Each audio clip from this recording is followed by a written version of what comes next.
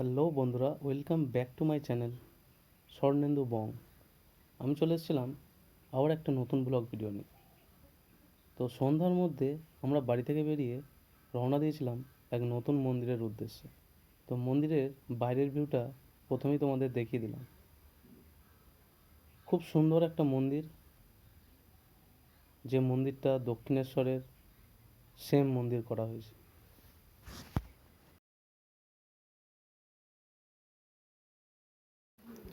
প্রথমেই আমরা মন্দিরের ভেতরে প্রবেশ করলাম,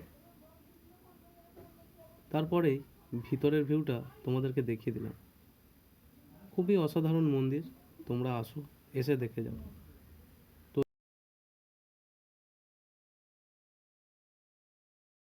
তো বন্ধুরা, জায়গাটার নাম হচ্ছে বারুল।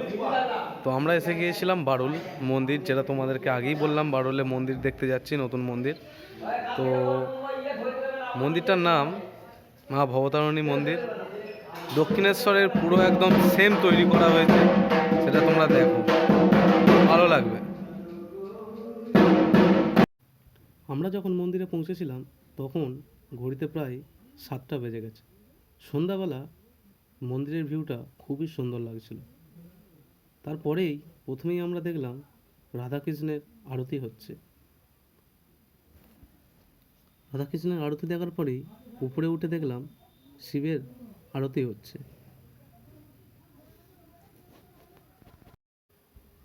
এই মন্দিরটি মা ভবতারিণীর হলেও এই মন্দিরে আরও 4টি ঠাকুর আছে। রাধাকৃষ্ণ, দুই হচ্ছে বাবা তারকনাথ এবং বজরংবলী, আর একটা আছে শনিদেবের।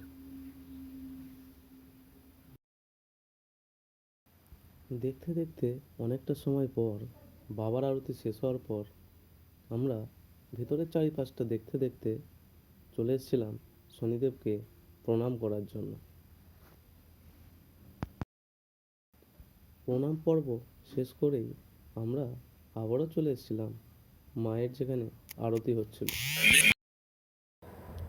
মায়ের আরতি দেখতে দেখতে অনেকটা সময় কিভাবে যে কেটে গেল একটু টেরও পেলাম না। তোমরাও যদি দেখতে চাও চলে এসো খুব তাড়াতাড়ি, খুব ভালো লাগবে। জায়গাটা খুবই সুন্দর। জায়গাটা তোমাদের প্রথমেই বলে দিলাম, বারুলে অবস্থিত মা ভবতারিণী মন্দির। তো দেখা হচ্ছে বন্ধুরা পরের ভিডিওয়ে।